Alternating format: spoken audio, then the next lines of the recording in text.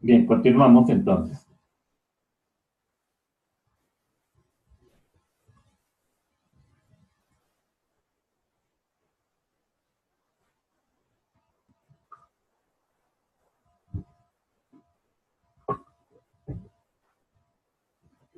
Los títulos, los bonos, los seguros de vida, se deben reconocer en la contabilidad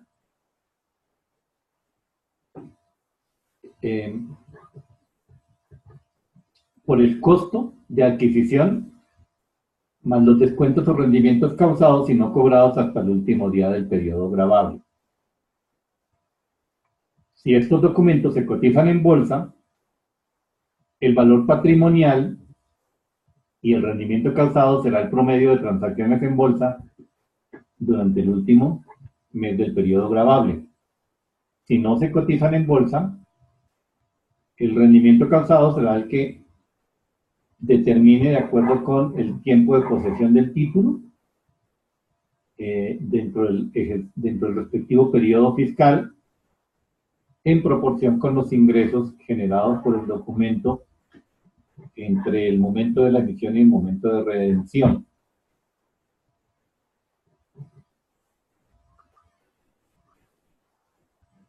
Bien, con todos esos elementos, usted llegará a determinar el patrimonio bruto. El patrimonio bruto, pues es la suma de todos los activos, de todos los derechos que se puedan estimar en dinero, y es el valor antes de restar los pasivos. Por lo tanto, el patrimonio será la sumatoria de todos esos bienes. Los contribuyentes con residencia a domicilio en Colombia deben incluir también los bienes poseídos en el exterior, las personas naturales, nacionales o extranjeras que tengan residencia en el país, así como las sucesiones ilíquidas de personas que en el momento de su muerte eran residentes en Colombia, deben de incluir esos bienes poseídos en el exterior a partir del año gravable que adquieren la residencia fiscal. Es decir, cuando completan los 183 días en un periodo de 365.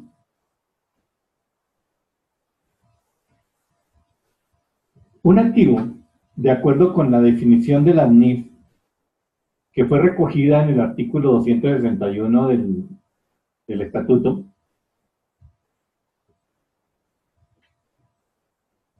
son recursos controlados por la entidad como resultado de eventos pasados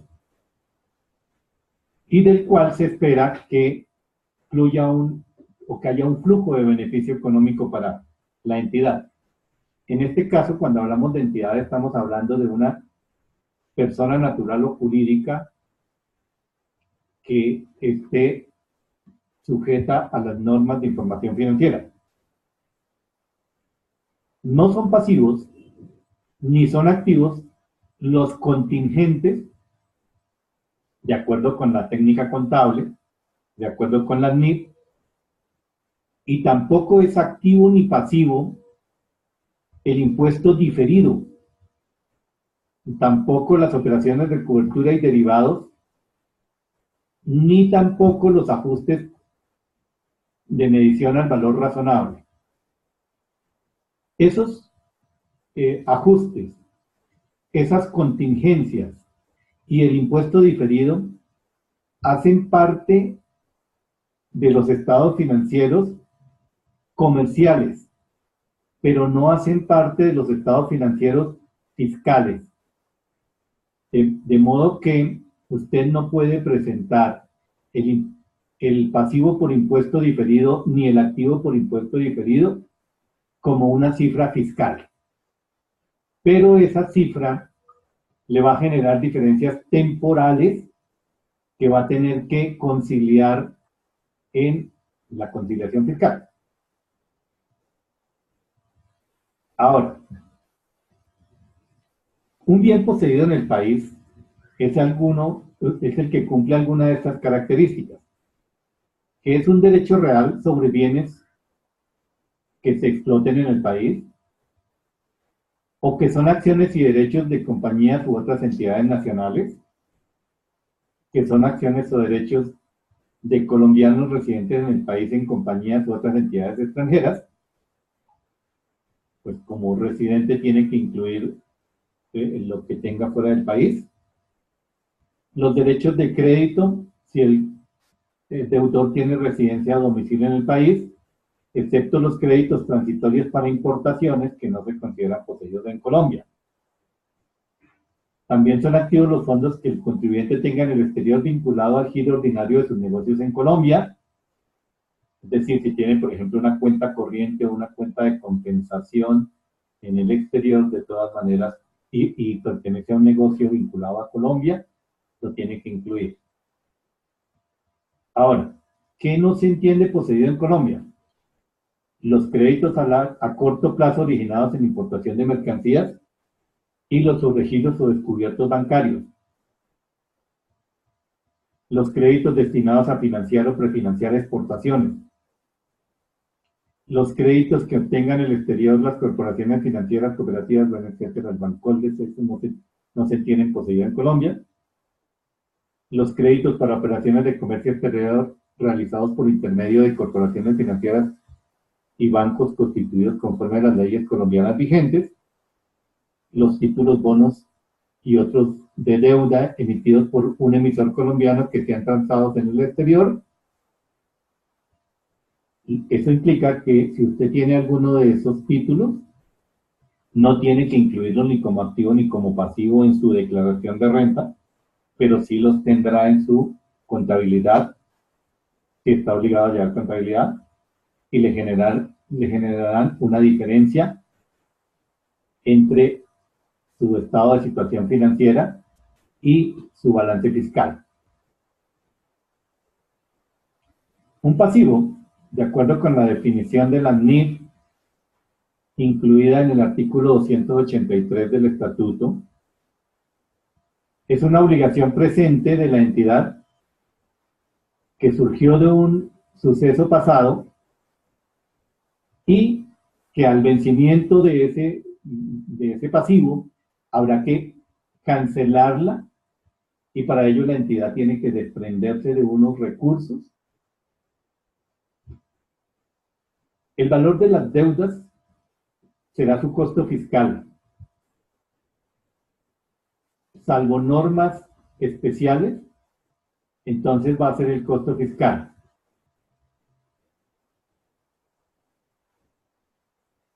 El deudor está obligado a conservar los documentos correspondientes a la cancelación de la deuda por el mismo término de vigencia de la declaración de renta. Es decir, mientras la declaración de renta no esté en firme, está obligado a conservar los documentos en que pueda probar la deuda. Y si es un contribuyente no obligado a llevar libro de contabilidad, solo puede solicitar pasivos debidamente respaldados por documentos de fecha cierta.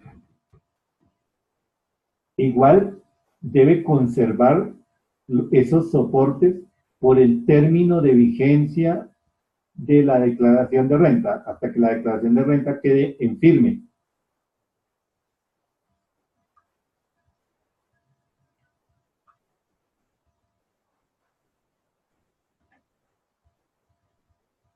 Los pasivos en moneda extranjera los debe estimar en moneda nacional al momento del reconocimiento inicial a la tasa representativa del mercado, y a eso le restará los abonos o pagos medidos a la misma tasa representativa del mercado, lo cual implica que para efectos fiscales usted no puede reajustar o ajustar el valor de un pasivo en moneda extranjera al tipo de cambio, sino que la debe mantener al valor inicial, lo cual por otro lado implica que la diferencia en cambio estimada sobre deudas que no han sido pagadas o cobradas no tienen efectos fiscales.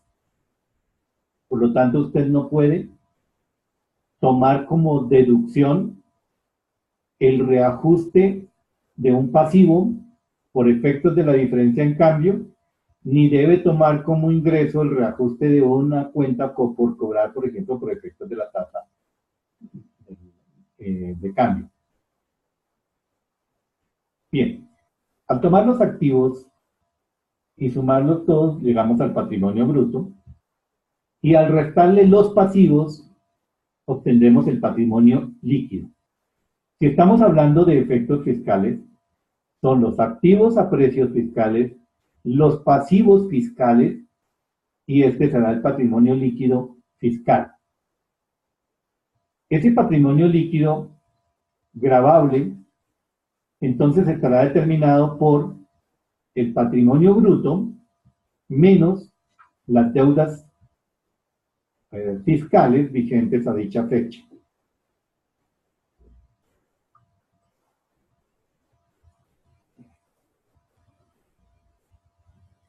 ¿Qué cosas no son deudas? Mire, para efectos fiscales, las provisiones y los pasivos contingentes definidos por la técnica contable, definidos por las NIF, se puede hacer un pasivo, una provisión, o generar un pasivo que no tiene ningún efecto fiscal porque es contingente o porque es una provisión que no corresponde a las provisiones establecidas en el estatuto tributario. Los pasivos laborales en los cuales el derecho no se encuentra consolidado en cabeza del trabajador, salvo la obligación de pensión de jubilación e invalidez y pensiones. Entonces, eso implica que para que un pasivo laboral se pueda tomar como pasivo, usted lo debe consolidar en cabeza del trabajador.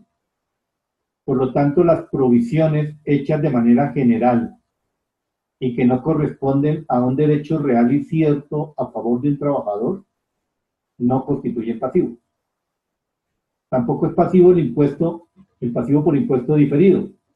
El pasivo por impuesto diferido es solamente una explicación o una estimación de el beneficio que hemos de utilizar en el futuro como consecuencia de las diferencias temporales entre lo contable y lo fiscal. En las operaciones de cobertura y derivados no se reconoce la obligación por ajustes de medición a valor razonable. Ningún ajuste a valor razonable se reconoce fiscalmente. Ese ajuste se reconoce fiscalmente en el momento en que el activo se venda o el pasivo se liquide. En ese caso, ya no es una estimación, sino es una realidad, y esa sí se puede tomar fiscalmente. Los pasivos fiscales, entonces, para los pasivos financieros medidos a valor razonable, se miden y reconocen aplicando el modelo del costo. Y los pasivos que tienen intereses implícitos para efectos de impuestos sobre la renta se reconocen por el valor nominal de la operación.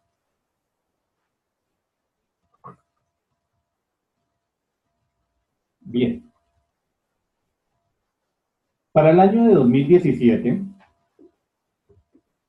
las personas naturales pueden utilizar dos tipos de formularios. El formulario 210, que es el de declaración de renta y complementarios para personas naturales y asimiladas que no están obligadas a llevar contabilidad. Y el formulario 110, que es el de declaración de renta y complementarios para personas jurídicas, pero también para personas naturales y asimiladas que están obligadas a llevar contabilidad. Si usted está obligado a llevar contabilidad, el formulario que debe usar es el formulario 110. Si usa el 210, este formulario no tiene valor, tendría que corregir porque el formulario que le corresponde es el 110. El formulario 110 además tiene un anexo que es el formato 2516, que es el formato de conciliación fiscal establecido en el decreto 1998 de 2017, que es de obligatorio diligenciamiento por todas las personas naturales y jurídicas obligadas a llevar contabilidad, que además sean contribuyentes de impuestos sobre la renta. Algunas de esas personas lo tienen que presentar virtualmente a través de los servicios informáticos de la DIAN, otros no, pero deben de elaborarlo porque es un anexo de la declaración que puede ser solicitado por la administración tributaria en cualquier momento. Las personas cuyos ingresos en el año 2017 hayan sido superiores a 1.433 millones, ingresos brutos fiscales superiores a 45.000 VTs, deben de presentarlo a través de los servicios informáticos electrónicos de la DIAN. Este formato 2516 reemplazó al formato 1732. El formato 1732 no se vuelve a presentar. El formato 2516 debe ser elaborado por todos los contribuyentes, pero quien tenga más de 45.000 VTs de ingresos en el año 2017 debe transmitirlo a la DIAN en medio electrónico. En los demás casos, lo debe elaborar y lo debe conservar a disposición de la DIAN.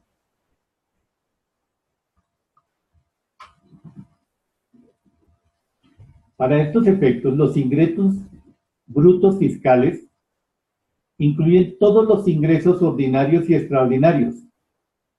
Y entre los extraordinarios se deben tener en cuenta las ganancias ocasionales. O sea, todo tipo de ingresos. Si una persona obtuvo, por ejemplo, 1.000 millones de pesos de ingresos ordinarios y vendió un bien por 800 millones, ya tendría 1.800 millones de ingresos, porque estamos hablando de los ingresos ordinarios, o sea, los del giro ordinario de sus negocios, los ingresos extraordinarios, aquellos que se producen de manera extraordinaria, y también los ingresos por ganancias ocasionales. Implica esto, que si está obligado a llevar la contabilidad, y si, por ejemplo, tuvo 50 millones de pesos de ingresos ordinarios, por ventas o por honorarios, pero se ganó una lotería de 1.500 millones, estaría obligado a presentar el formato 2516.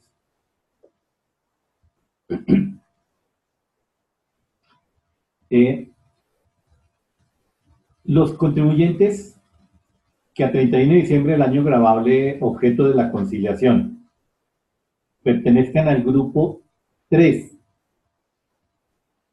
de las MIP y que en el año o periodo gravable hayan obtenido ingresos brutos fiscales inferiores a 45.000 unidades de valor tributario, en todo caso tendrán que diligenciar de este formato estas tres secciones. La carátula, el estado de situación financiera y patrimonio, y el estado de resultado integral.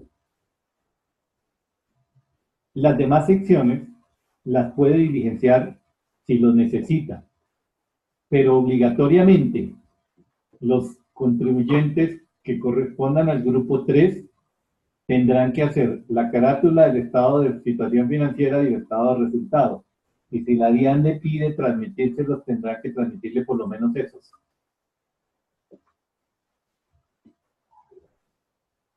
El no diligenciar esta conciliación implica las mismas sanciones que establece el Código del Comercio para irregularidades en la contabilidad, que pueden ser hasta el 5% del total de los ingresos o el patrimonio. La conciliación contable será la base de la auditoría y controles de la DIAN. Este formato 1732 fue reemplazado por el 2516. Este formato es un anexo a la declaración de renta y la DIAN le puede solicitar la transmisión electrónica del control de detalle cuando lo requiera. Es obligatorio diligenciarlo, así no está obligado a reportarlo. Si usted no lo diligencia, podría estar incurso en una sanción por la declaración de renta, ya que este es un anexo de la declaración. Cuando usted corrija la declaración de renta, debe corregir este anexo.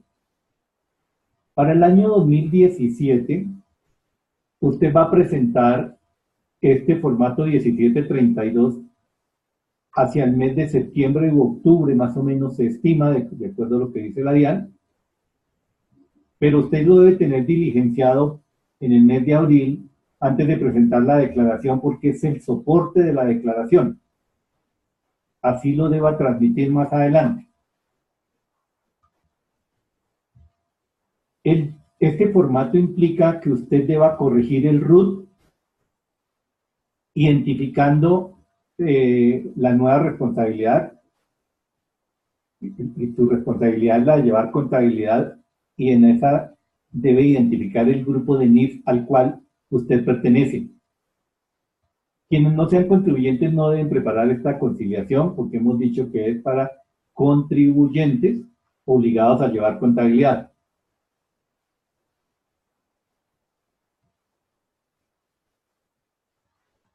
Bien, la conciliación fiscal es una obligación formal. Es un sistema de control que los contribuyentes obligados a llevar contabilidad deben registrar las diferencias que surjan entre la aplicación de NIF y las normas del estatuto tributario. Por lo tanto, se basará en aquellas partidas que presenten diferencias y tiene como objetivo explicar la forma como se llega de la cifra de bajo NIF a la cifra fiscal.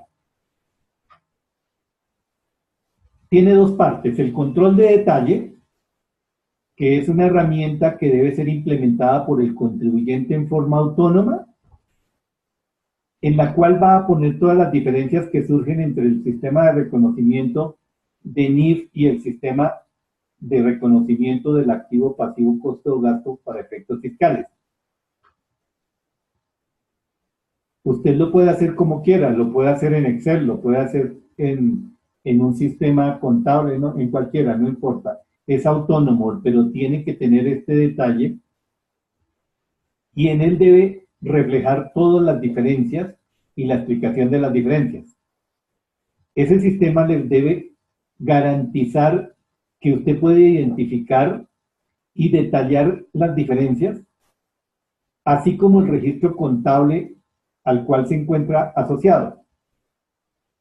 Allí debe registrar todas las transacciones en pesos colombianos, independientemente que la diferencia se genere por un pasivo en moneda extranjera o por un activo en moneda extranjera.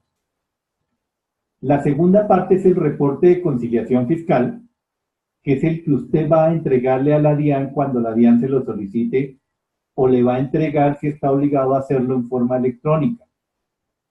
Y eso es el informe consolidado de los saldos contables y fiscales, en donde se consolidan valga la redundancia porque la resolución lo dice así, que el consolidado consolida y explica las diferencias que surgen entre la aplicación de los NIF y el estatuto tributario. Ese reporte es el que constituye el anexo a la declaración, por lo tanto hace parte integral de la misma. Debe ser presentado a través del servicio informático, si está obligado a transmitirlo, o debe ser presentado cuando la DIAN lo solicite. Para el año 2017, por ahora solo lo deben de transmitir quienes hayan tenido más de 45.000 VT de ingresos en el año 2017.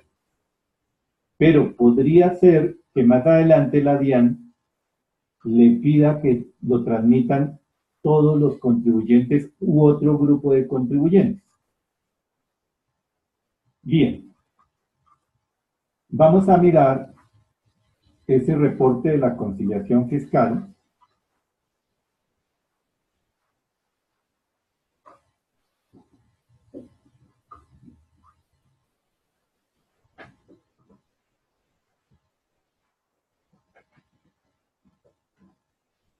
Este es el formato preliminar que sacó la DIAN.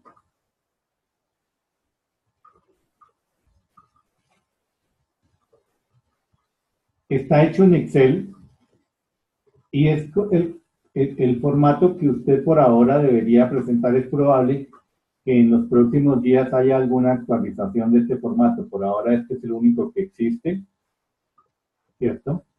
Y entonces aquí tiene una carátula, un estado de situación financiera, un estado de ingresos o estado de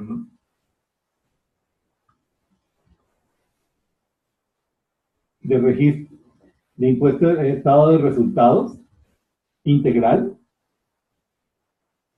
una hoja de impuesto diferido, una hoja de ingresos y facturación, una hoja de activos fijos y el resumen de los estados financieros, estado de situación financiera y estado de ingresos.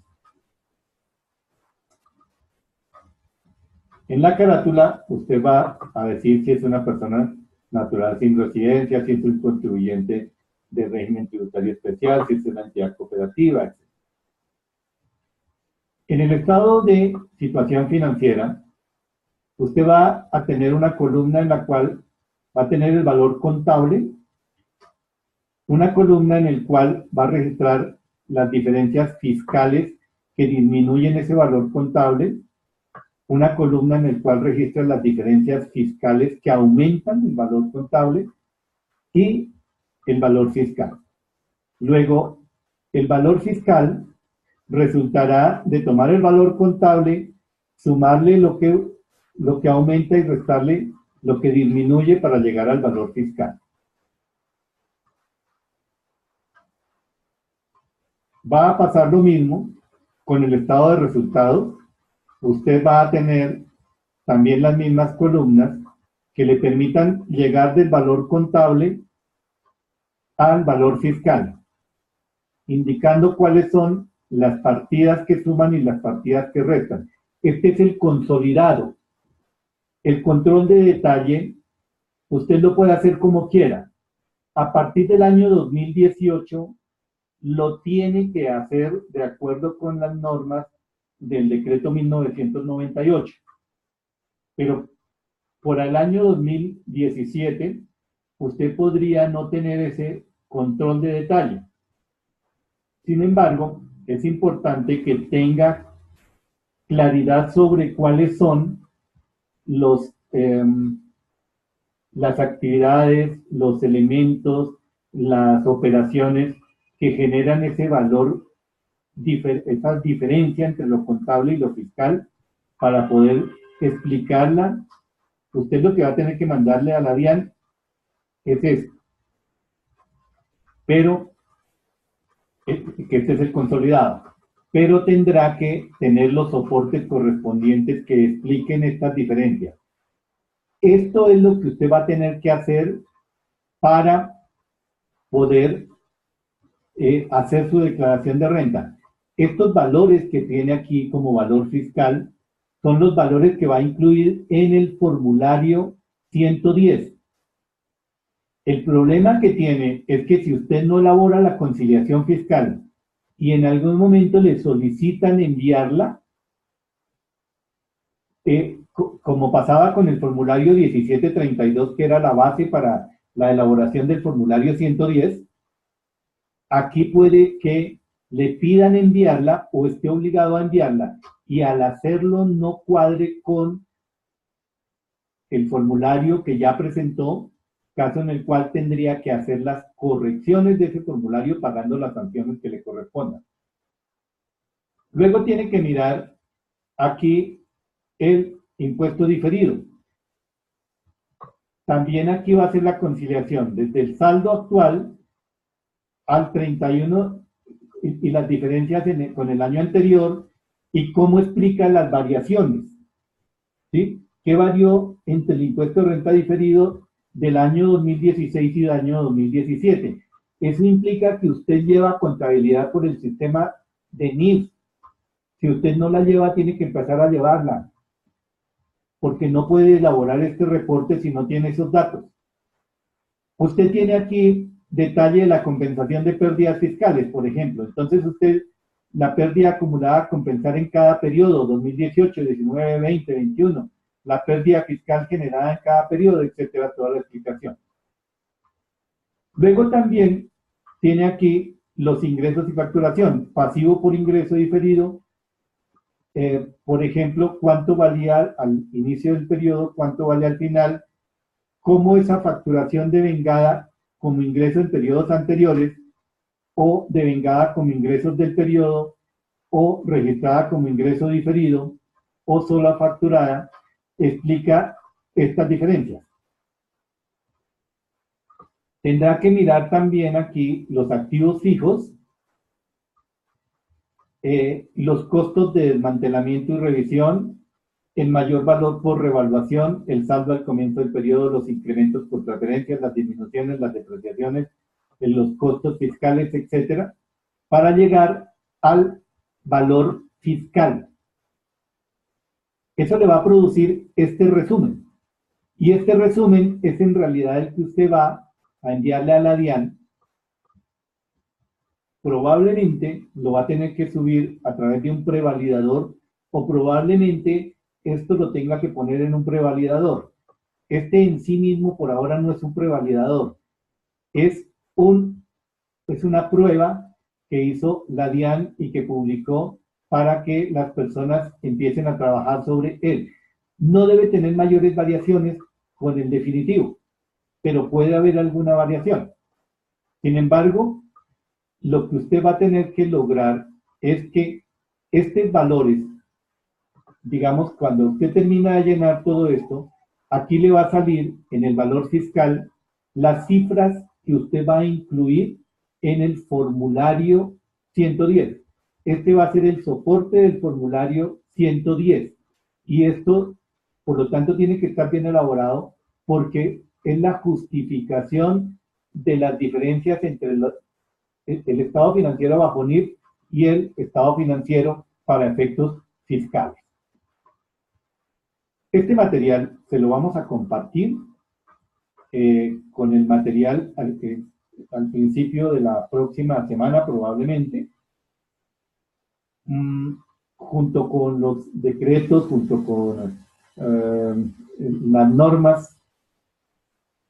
En todo caso, pues por ahora, por hoy, esto era el